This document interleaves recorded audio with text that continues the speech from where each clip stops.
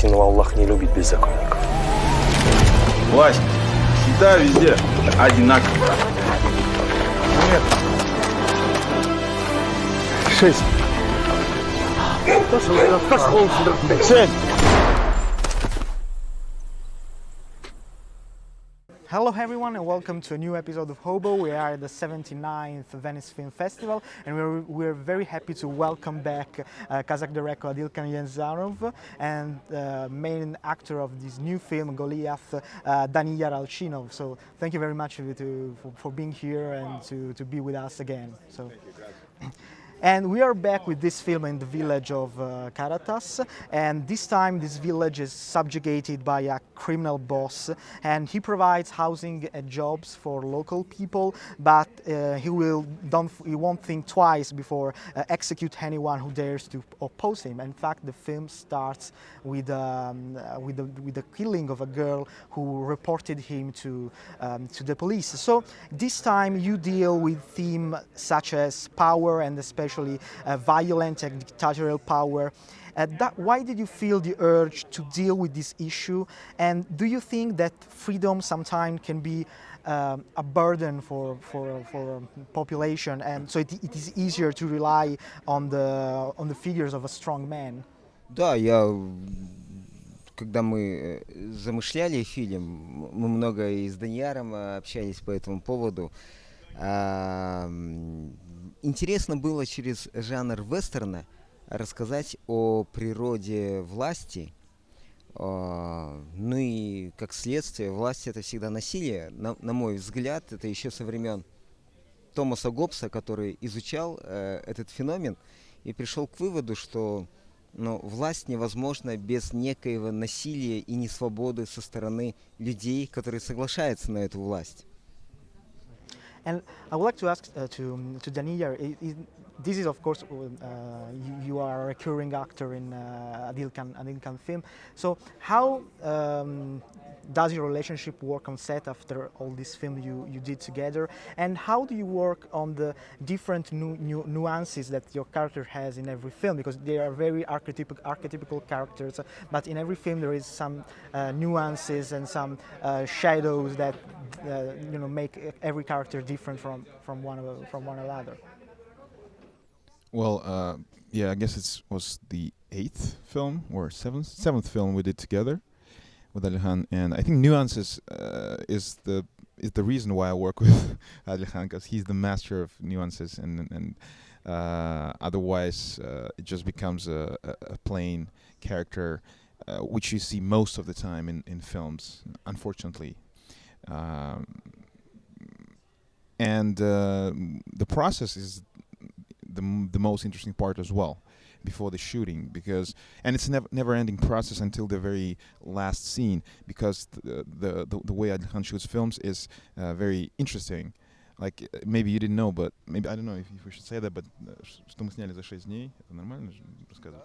Yeah, I think it's a good way to say that, it's a good thing to say that we shot the movie in 6 days. Sometimes people would say, oh, only 6 days, probably a bad movie. No, but 6 shooting days, but they last like within the whole month. So you shoot the first day, and then we take a break for a few days. We edit the material, and then we analyze it again, maybe get rid of the extra unnecessary scenes once we progress with shooting, and then we still do the rehearsal process in between of the shooting days. So when you have only 6 or 7 days of shooting, you value every day and every second and every take, because Adilkan doesn't give you many takes. He gives you like 1, 2, third one maybe, if you've been a good boy on the set,꯫ But usually it's 1 or 2.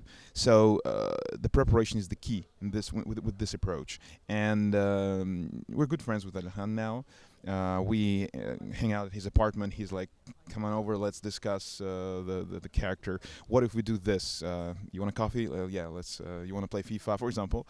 We're playing FIFA, and then like being silent for 2 hours, and then he would go like, oh, what if we do this? And I go, let's try. And we start rehearsing, and then we keep playing again. So it's a never-ending process, and it might go for a month or 2 or 3 while we prepare for the character would change.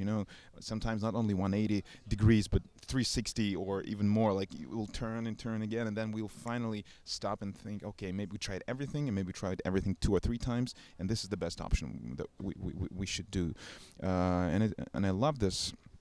And also, Adilhan is very open to like experiments. Like, because for example, my character was not supposed to be that young, but Adilhan always makes this choice. Okay, what if he's not an old criminal? When we say the criminal boss, we imagine someone old, right? So, I would say Marlon Brando style or someone like that. And what if we try to make him a young guy? And what it gives us, let's see. And I love that. So thanks to Adilhan, he always open for something new, crazy, and the result is always interesting. Yeah, Adilkan, in the past you have explored a lot of mechanism of the noir genre, almost inventing a genre from scratch that we can define as Kazakh noir. This time around, however, your interest has shifted to the Western genre. I would like to ask you the reason of this choice, and more generally, your love for these movie genres, which have a very strict code and a set of rules to follow. Да, я думаю, что и в жанре нуар, и в жанре вестерна есть такая хорошая вещь, как имморализм. Там нет четкого определения морали. И в нуаре, и в вестерне герой всегда должен заново изобретать мораль, находить вопросы на ответы, что такое зло, что такое добро, и четкого ответа нет. Единственные жанры в кино — это вестерн и нуар, где нет морали вообще. And I think in this case, one of the elements that define Western genre is the use of music and soundtrack. So I would like to know, how did you work on this aspect for this film?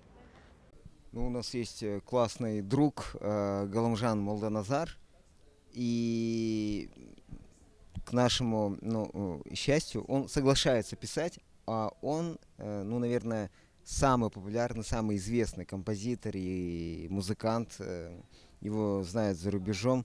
В общем, он гений, который соглашается для нас писать музыку, и его стиль, его синти-поп, он идеально, на мой взгляд, ложится на наши фильмы.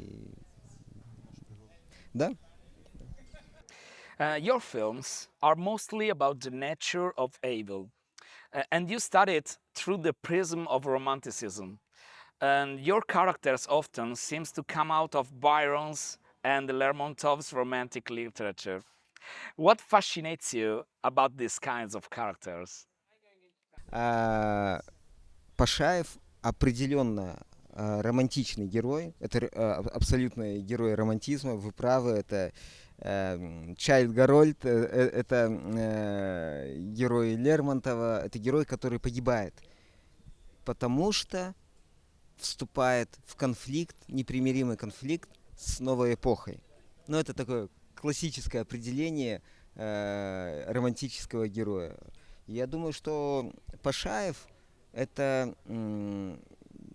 былинный персонаж из прошлого, это фольклорный герой, который в современности обречен на смерть. Потому что в современности этот герой, он диктатор, тиран, и он должен уйти. В этом романтизм героя, на мой взгляд. And I would like to ask Daniyar, last time we met with Adilkan, we asked him about this village of Karatas, and he explained to us what it means for him, this kind of place. But I would like to know from an actor perspective, what kind of idea do you have now of this village that he created for his cinema, for his movies, after you have inhabited it in such within a long sequence of movies? We call it Marvel Karatas Edition and the multiverse of Karatas, because the same actors would play different characters in the same universe. sometimes I feel like the place actually exists pretty often somewhere, and of course, it's an allegory to the society in general, and it also, for me, is a place of where still magic exists, and mystery, folklore, Macondo style, but Kazakh version. I'm pretty sure if Adilkhan would choose the writer's path, he would definitely write something in this magical realism, and the magical realism is actually what we always refer to when we try to create the visual part, the psychological, the visual / psychological part of the film. When you watch something and it ignites the ideas in your head, the images. So we try to make it realistic so that the audience won't be alienated, but at the same time we have to always add the magical perspective to it. So Karatas is a perfect place for that, for me. And I was born in a village called Karaozyek. And I'm still, whenever I go there, I feel this kind of magic in the air. It's a unique place as well for me, because all of the my I don't know, dreams and memories from when I was a little kid, they come true in the trees, in the steppes, in people, and that's why I love this place. And I'm pretty sure the place is gonna grow. There were going to be more characters. Every year Adilkhan is bringing new actors to his ensemble. I would say we are, Adilkhan doesn't know about that, but we, among the actors, especially the new ones who come to the set, they were like, his actors, they're always, almost like 70% of them are the same. They move from one movie to another, and it feels like it's a circus, or like a theater group, of actors, but they're making films instead of plays, So, but it's the same set of actors, and they are the soul of Karatas. And about the actors, a more question about that. You use the same actors from film to film.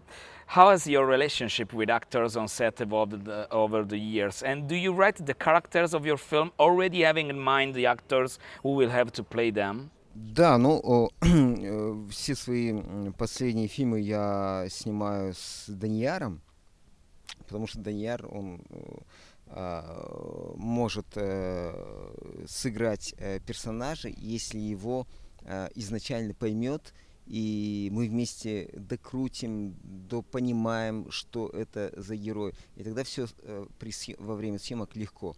Поэтому мне легче писать под Данияра, и я уверен, что он сможет вылепить этого героя. А что касается остальных персонажей, то здесь примерно то же самое. По сути, я пишу сценарий уже под конкретных людей. Мне так легче. So we are running out of time. I think so. So thank you very much, Daniyar and Adilkhan, for your time. So maybe next interview we can go to Karatas also. Thank you. Можно закончить, заснять, как нас отсюда выгоняют. Okay, we can. And we're running Grazie a with the tutti. camera. Thank you very much.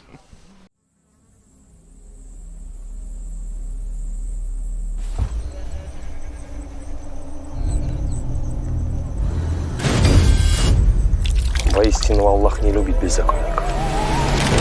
Власть всегда везде одинаково. Нет. 6. 7.